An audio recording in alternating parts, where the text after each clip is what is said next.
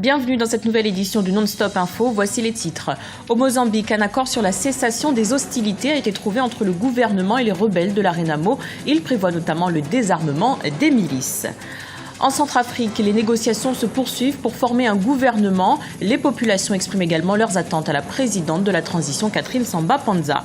A Caricatura, c'est le titre du premier ouvrage de Nelson Pai, un caricaturiste angolais. Autodidacte, c'est à l'âge de 7 ans que sa passion pour le dessin est née. Vers la fin d'un conflit qui avait repris depuis 2 ans au Mozambique, la réintégration des combattants d'opposition de la Renamo dans les forces gouvernementales doit être actée par une loi. Une solution risquée mais jugée inévitable selon certains spécialistes. Charles de Jouvenel.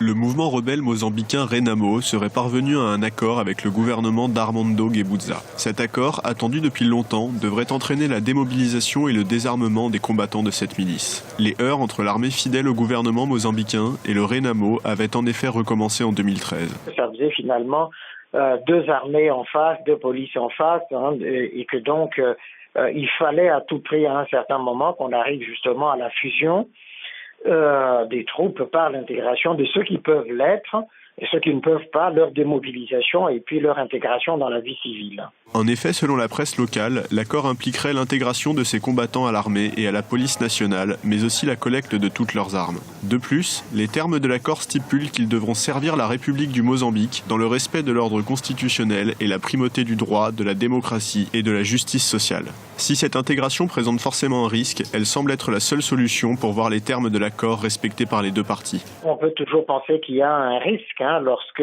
des forces qui se sont opposées longtemps, une fois l'accord de paix ou la cessation des hostilités entériné, et le processus d'intégration dans les forces de sécurité et de défense nationale, que cette intégration puisse constituer un risque. On ne peut pas l'écarter. Mais de l'autre côté, c'est la seule possibilité de gage, justement, pour en tout cas le Renamo, de sa reconnaissance officielle et puis de son intégration dans la vie politique normale du pays. L'accord de paix en appelle à la réconciliation nationale entre 2 forces qui trop longtemps se sont opposées. La cessation sans délai des hostilités devrait permettre au Mozambique de réinstaurer le calme au sein de sa population. Installation du gouvernement centrafricain, le président du Parlement provisoire demande à Brazzaville de différer sa mise en place, en cause notamment les débats autour de la nomination de Mahamat Kamoun le 10 août dernier au poste de Premier ministre. Il évoque un manque de concertation au préalable. Il souhaite une réunion d'urgence entre toutes les entités et institutions du pays. Alors loin de faire l'unanimité, la désignation de Mahamat Kamoun crée de nouvelles tensions sur le plan politique. Pour certains spécialistes, le chef du gouvernement doit être nommé sur la base de ses compétences et non de sa confession. Charles de Jouvenel. En Centrafrique, la formation d'un gouvernement élargi se fait toujours attendre. Cela fait maintenant plus d'1 semaine que le nouveau Premier ministre Mahamat Kamoun a été nommé, mais face à l'hostilité affichée à son encontre par l'ex-rébellion Séléka et le scepticisme rencontré chez plusieurs formations politiques, il n'a toujours pas formé son nouveau cabinet. De fait, la nomination de celui qui avait été directeur de cabinet de l'ancien président de transition déchu Michel Djotodia n'est pas du goût des principaux acteurs politiques centrafricains. Aux yeux de certains observateurs, il aurait été choisi plus en raison de sa confession musulmane que de ses aptitudes politiques à ramener la paix en République centrafricaine. Ce qui a tout faussé, c'est déjà commencer par dire un Premier ministre de confession musulmane, alors qu'on pouvait nommer un Premier ministre qui a la compétence, qui a la bonne moralité qu'il faut, qui est intègre, peu importe sa confession, qu'il soit musulman, chrétien, animiste. Déjà, à ce niveau, on a tout faussé. Il est peu de dire que la nomination de Mahamat Kamoun a surpris. L'ex-Séléka, qui espérait un Premier ministre issu de ses rangs, a d'ores et déjà annoncé qu'elle boycotterait le futur gouvernement. La situation semble donc en l'état bloquée. Un blocage qui pourrait avoir de lourdes conséquences, notamment la remise en question des accords de Brazzaville, qui avaient théoriquement mis fin aux affrontements. Nous sommes en train de tourner en rond.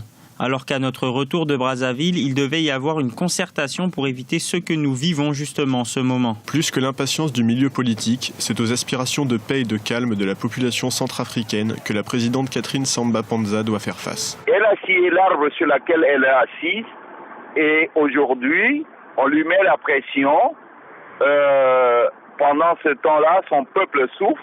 Est-ce qu'elle est proche de ce peuple? Elle doit écouter la voix de ce peuple-là. C'est aux Centrafricains de prendre leurs responsabilités, mais en tenant compte de la souffrance du peuple centrafricain qui ne cherchent que la paix. Afin de sortir de l'impasse, le président congolais Denis Sassou Nguesso, qui tient le rôle de médiateur dans la crise centrafricaine, a convoqué ce lundi à Brazzaville des personnalités politiques, dont certains représentants des groupes armés. Dans le reste de l'actualité, signature d'un accord entre la République démocratique du Congo et Air France. Il a été conclu le 15 août entre Kinshasa et les représentants de la compagnie aérienne française. Elle participera au lancement de Congo Airways, la nouvelle compagnie nationale. Écoutons Lambert Mende, le porte-parole du gouvernement congolais, qui évoque les défis à relever. Bien, l'accord a été convenu d'abord à Paris lors de la rencontre entre le président Joseph Kabila et son homologue français François Hollande. Maintenant, l'objectif qui est poursuivi, c'est de pouvoir tenir compte de la dimension de ce pays et faciliter les déplacements des hommes et des femmes et des biens à l'intérieur du territoire national d'abord, puis en connexion avec l'Afrique et le reste du monde par la suite. Une société d'aviation répondant aux standards internationaux et normes qui sont en vigueur nous a paru quelque chose d'essentiel et de très urgent. C'est pourquoi, sans désemparer, le contrat va se mettre en œuvre et répondre à ce besoin crucial de mobilité que nous éprouvons ici. Le Congo Air Jour devrait être effectif et concret d'ici fin 2014.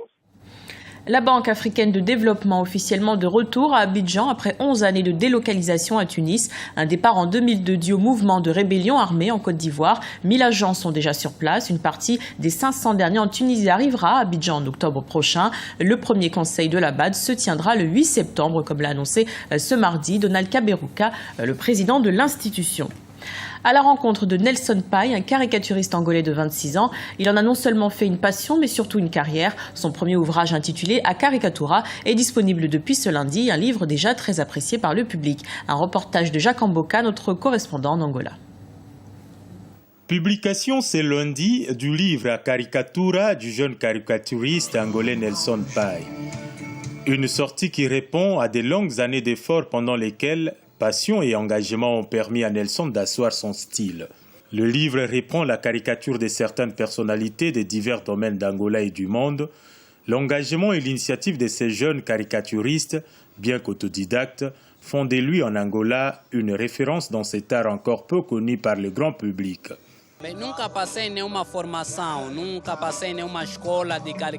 Je n'ai suivi aucune formation, je n'ai été à aucune école de caricature ou d'art. Je dessinais déjà à l'âge de 7 ans. J'ai fait des recherches sur Internet pour savoir comment se fait la caricature et de là j'ai créé ma marque et je l'ai perfectionnée.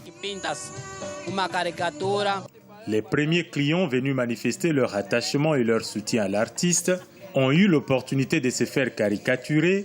Une façon pour ces jeunes de prouver à ses admirateurs son talent.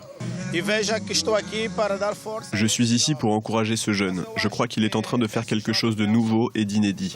Je viens de loin, pas seulement pour acheter un livre, avoir ma caricature qui est belle, mais aussi l'encourager.